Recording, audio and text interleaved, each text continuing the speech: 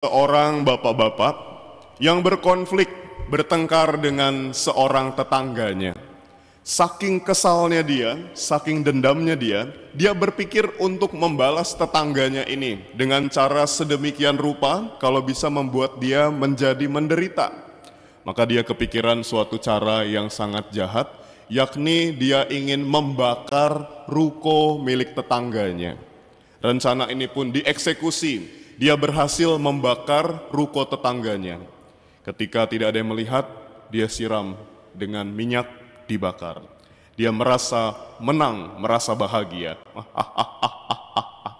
Saya berhasil balas dendam.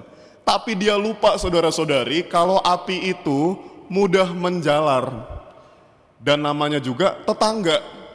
Maka tak berapa lama rumahnya juga ikut terbakar. Saudara-saudari terkasih, inilah yang terjadi pada orang yang senang balas dendam. Mungkin kita bahagia dan merasa puas ketika dendam kita terbalaskan. Namun sebenarnya tidak pernah ada kebahagiaan atau kedamaian sejati pada orang yang suka balas dendam. Disadari atau tidak disadari, secara langsung atau tidak langsung, orang yang suka balas dendam juga mengalami kerugian. Minimal pada dirinya sendiri, di hatinya ini tidak akan ada kedamaian. Karena sifatnya yang suka balas dendam. Mungkin juga kalau sudah beralih menjadi tindakan kriminal, dia juga bisa ditangkap oleh otoritas yang berwenang. Saudara-saudari yang terkasih, inilah juga yang kira-kira dialami oleh Herodes. Herodes ini tidak merasa damai atau tenang karena dia dendam dengan Yohanes Pembaptis. Hari ini kita merayakan peringatan wafatnya Santo Yohanes. Karena apa? Karena Herodes punya sifat pendendam. Terutama dia dendam karena dia telah memperistri Herodias, istri dari saudaranya yang bernama Filipus. Walaupun Herodias hanya beda 2 huruf saja, tapi bukan mereka yang bersaudara. Jadi saudaranya Herodes, Raja Herodes adalah Filipus. Punya istri bernama Herodias, lalu istrinya diambil oleh Raja Herodes. Yohanes Pembaptis menegur mereka, baik Herodias maupun Raja Herodes.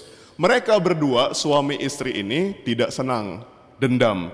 Maka mereka mencari kesempatan, mencari momentum yang pas untuk membunuh Yohanes Pembaptis.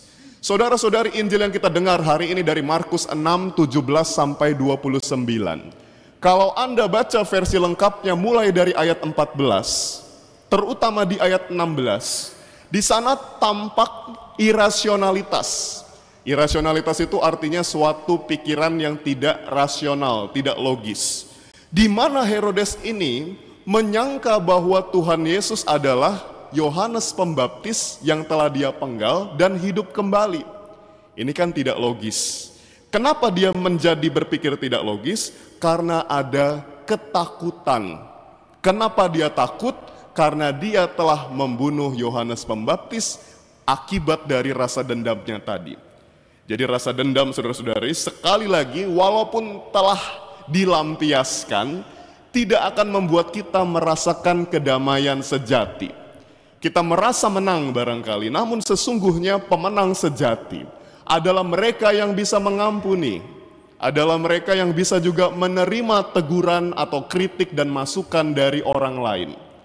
Jadi ini alasan meninggalnya Yohanes, karena ada sifat pendendam dalam diri Herodes dan Herodias, yang akhirnya juga membuat mereka sendiri sekali lagi tidak merasa tenang, dan ketidaktenangan atau ketidakdamaian ini tampak dari pikirannya yang menjadi irasional. Mana mungkin orang yang sudah dipenggal kepalanya bisa hidup lagi? Karena Yohanes Pembaptis itu bukan hantu jeruk purut, ya. Tidak mungkin, aneh sekali.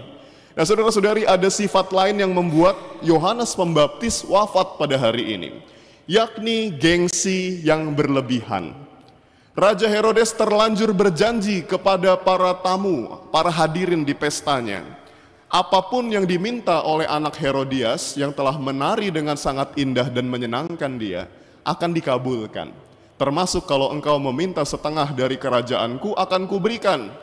Celakanya anak Herodias ini konsultasi dengan ibunya. Apa yang harus aku minta, Mama? Lalu ibunya yang baik hati ini ya baik hati pada anaknya sendiri. Dia mengatakan, mintalah kepala Yohanes Pembaptis, ini adalah kesempatanku untuk balas dendam, pikirnya. Maka Raja Herodes itu sebetulnya masih punya hati nurani, karena dia diam-diam juga ngefans ternyata dengan Yohanes Pembaptis.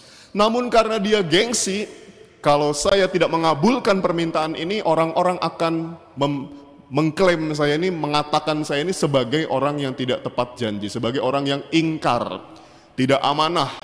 Maka saya pun harus mengabulkannya. Meskipun dengan otoritasnya, kuasanya sebagai raja, dia tentu saja bisa menolak permintaan jahat itu. Dia tahu itu salah, dia bisa menolak. Tapi karena sekali lagi ada gengsi yang berlebihan, dia pun mengabulkan permintaan itu, dipenggallah kepala Yohanes yang kebetulan saat itu sudah mereka tangkap, ada di dalam penjara. Saudara-saudari, banyak juga dosa kita lakukan karena gengsi. Misalnya, ketika kita sedang berkumpul dengan teman-teman kita, dengan circle kita mulai berbohong. Untuk apa? Menjaga gengsi. Dosa kebohongan, dosa kesombongan karena gengsi. Aku setiap hari jalan-jalan misalnya ke luar negeri, makananku mewah dan lain sebagainya. Mulai berbohong untuk menunjukkan seolah-olah saya adalah orang kaya. Berbohong untuk menunjukkan seolah-olah saya penuh dengan prestasi. Bahkan rasa gengsi ini juga menyebabkan dosa yang lain. Contohnya apa? Mencuri. Supaya saya tampak hebat, maka saya harus punya banyak perhiasan di tubuhku. Tapi tidak ada uang, maka saya mulai mencuri, melakukan tindakan-tindakan kriminal. Saudara-saudari, inilah dua kecenderungan negatif manusia, pendendam dan juga gengsi yang berlebihan, yang menyebabkan hari ini kita merayakan peringatan wafatnya Santo Yohanes Pembaptis. Semoga kita terhindarkan dari dua sifat negatif ini, supaya hidup kita bisa damai dan kita tidak merugikan, bahkan sampai menghilangkan nyawa sesama. Saudara-saudari, di dalam Injil hari ini ada 4 tokoh. Herodes, Herodias, anaknya yang unknown, no name, tidak ada namanya disebutkan di sini, dan Yohanes Pembaptis itu sendiri. Di antara keempat tokoh ini, Yohanes adalah yang meninggal paling awal.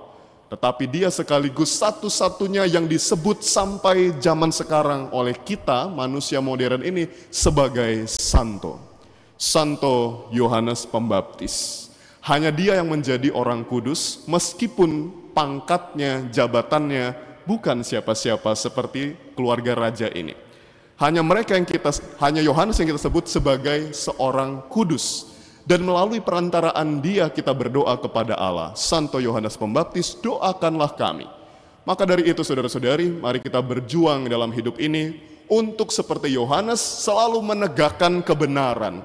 Meskipun selalu ada resiko atau konsekuensi negatif yang harus kita tanggung. Kita harus berani untuk tetap lantang menyuarakan kebenaran meskipun ada banyak orang yang akan membenci kita. Kenapa? Karena upah kita adalah surga. Menjadi santo santa seperti Yohanes, walaupun mungkin cepat mati, dibenci selama hidup, namun kita memperoleh ganjaran surga itu. Tidak seperti keluarga Herodes yang entah saat ini ada di mana, yang jelas Yohanes Pembaptis ada di surga. Semoga kita nanti bisa menyusul dia karena selalu juga mengusahakan hidup di dalam kebenaran. Tuhan memberkati. Amin.